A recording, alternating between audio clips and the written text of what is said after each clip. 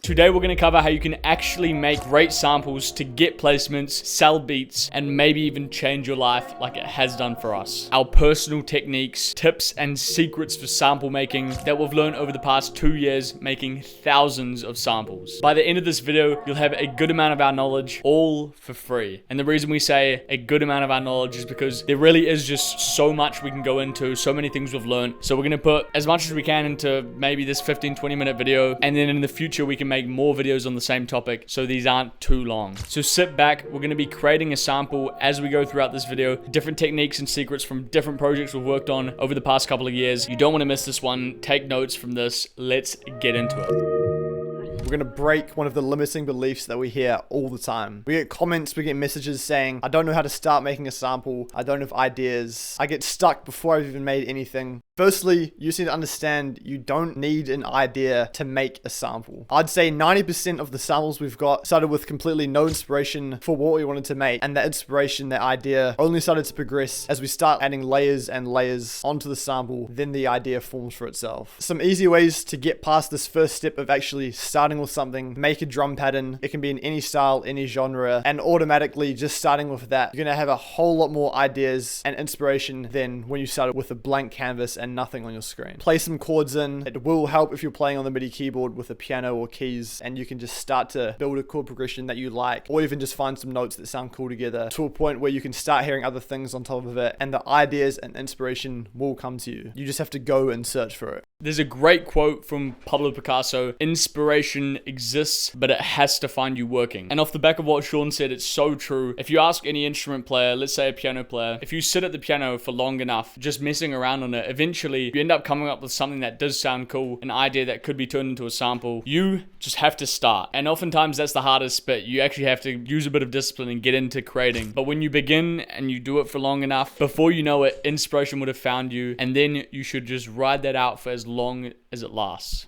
So now we're going to actually cook up. I just want to mention that the more samples you make, the more just general ideas you have when going into a sample. So because we made so many samples, we know what chords go well together, what chords we like to use more often. What Sean said is true, but then it's also like, still for some reason, whatever skill level you have, there's always those days where something just might not be clicking at all. Or there's just like an hour of you banging your head against the wall with no ideas. But anyway, more experience, more prepared you will be. We're going to start with a few chords. I understand not everybody has a guitar, but there's going to be lots of valuable lessons that you can take away from everything we're going to be doing. I'm going to be explaining everything, the whole process, why we're doing stuff. The first technique of the day is using inversions for your chords. This one thing can take your samples from beginner, basic, only know like a simple triad chord on the piano to what the hell did that guy do on the guitar or piano? I can't figure out that chord. Essentially what it is playing the notes in the chord in a different order, adding in different notes in the chord, and it can change the entire sound of it, make it sound really sick. That sounds cool. G minor with a 7 add 9 down to a D minor 7 add 9 as well, and then there's just inversions. So instead of Marcus playing a normal G minor 7, which is a very common chord, by getting Marcus to invert the chord, you've got the exact same chord, but then you've got some of the notes have been brought up higher, and then already it just sounds cooler. It's a little bit more unique. Not as many people would be doing this. Yeah, like if someone asked me to play a G minor chord, I would never pick out the notes in the chord this particular way, but it sounds really cool this way. It sounds fresh and unique. So basically we're going to record that in this. I can't actually play all these notes in one take, so I think I'm going to do 2 takes and layer it so it sounds like I did play it all at once. So we're going to use voice memos, which is actually something you can do anyway at home if you don't have an expensive mic, and we use voice memos still on different samples. It's going to be a worse quality of audio, right? But a lot of our samples, we like to have vintage elements, and having a worse quality recording just forces you to turn the sample into a more of a vintage vibe. So that's what we're going to do. We're going to record this on voice memos.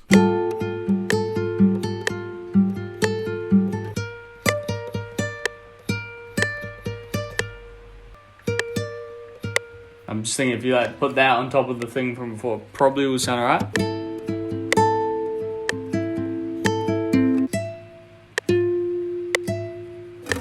So Sean doesn't have a Mac, so I'm gonna WhatsApp this over to Sean and he's gonna start chopping. First thing I'm going to do is just get the best sections, layer the counter over the top, and have like some sort of like 4-bar loop going on.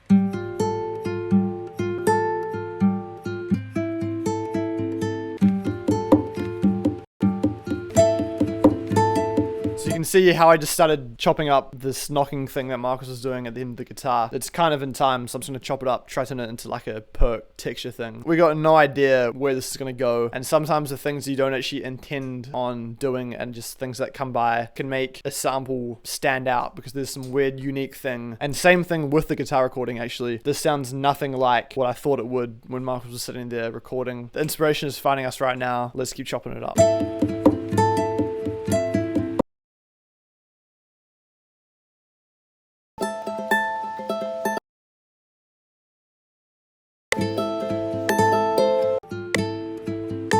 Everything that I am stretching using this tool up here in FL, I make unique, and that basically just makes sure only the audio clip that I'm doing it to gets stretched and not everything else. Stretch method and just cutting things is what I'm doing here. It makes it sound more chopped, more sampley. That's the vibe we're gonna go for on this one.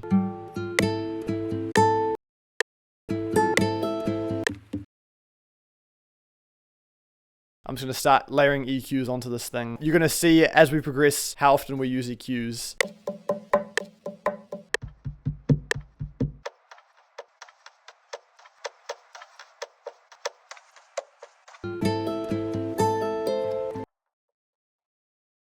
You probably noticed, as I did just there, I'm always consolidating things into audio files. Everything's just a lot easier with audio files. You can chop them up easier. And especially with VSTs, it's just way easier to convert into an audio and just work with that.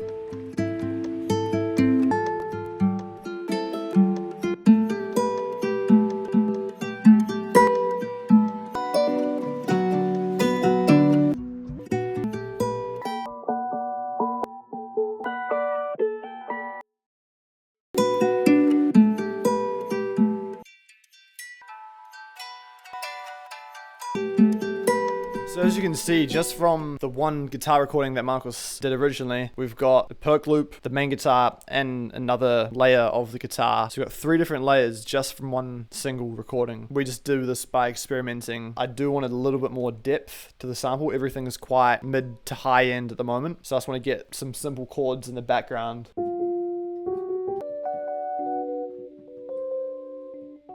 I've sort of found the chords, so I'm just going to play these chords in.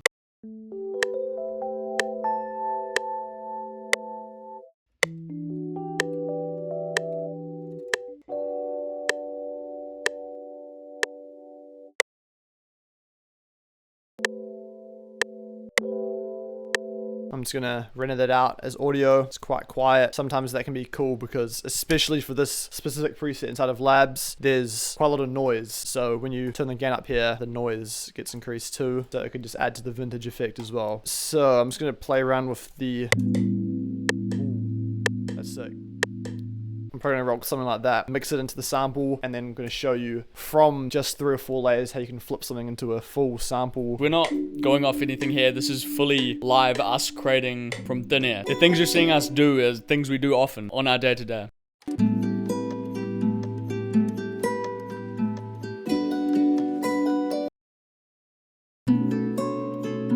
So we've got 4 layers down here now. It's actually sounding cool, bro. It is something kind of cool. Before I stem everything out and then consolidate everything into one track, I'm going to add a vocal. I'm going to pull something from the Aura vocal bundle, just so you guys have a bit of background here. Just from putting the pack together and using the pack. I've used every single vocal, minimum 2 times, but every single time I drag one in. So I'll be playing something, click through the folders, all the different folders, and then I hear something and be like, oh, that could be kind of cool. And then I just completely flip the vocal, new effects, new way of processing, and you've got a completely different vocal at the other side. So we've got about 200 vocals in this bundle. It's been a year we've been using this kit that we've created. It's just crap. You don't really want to disturb the creative process, and sometimes it's just good to have a pack of vocals to go through.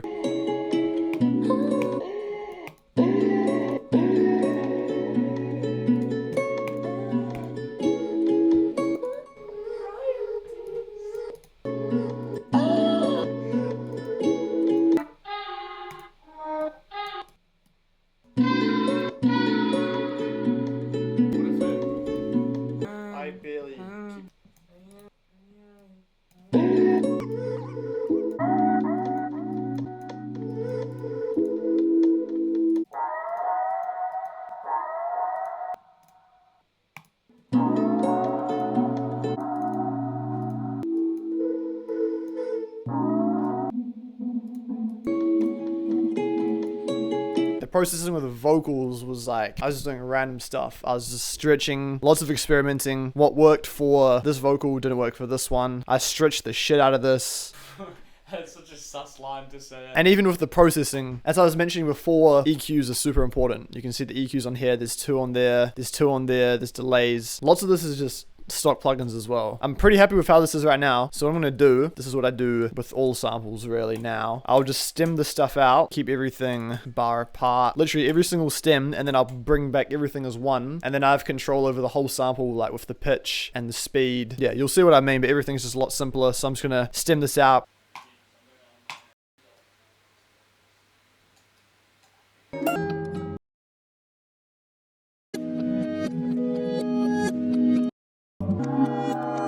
I'm going to get every single individual stem. I'm going to add more effects onto it. I might reverse some things. I might pitch some things up. This is just all part of the process. I don't know yet exactly what I'm going to do.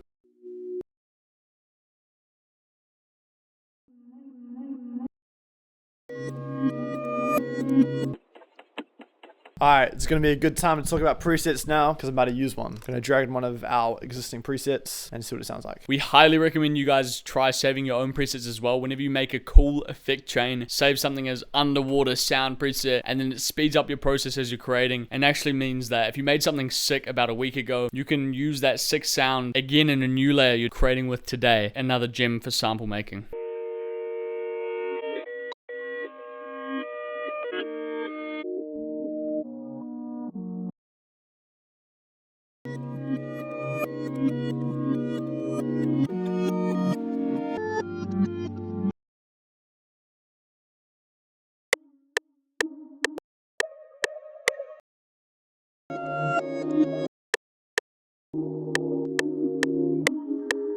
I don't think this is super amazing, but there's still room to save it. So I'm going to stem this out one more time, change the pitch, speed it up, and try to save it a little bit.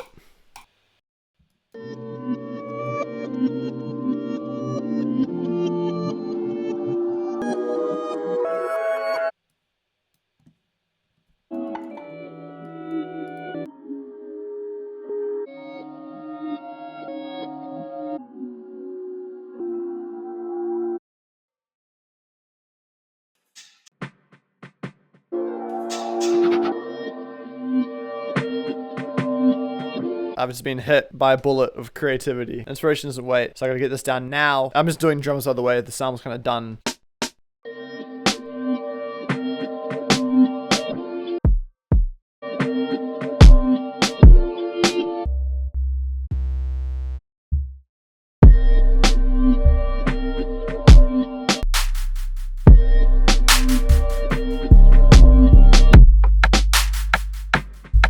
Filthy drum backs.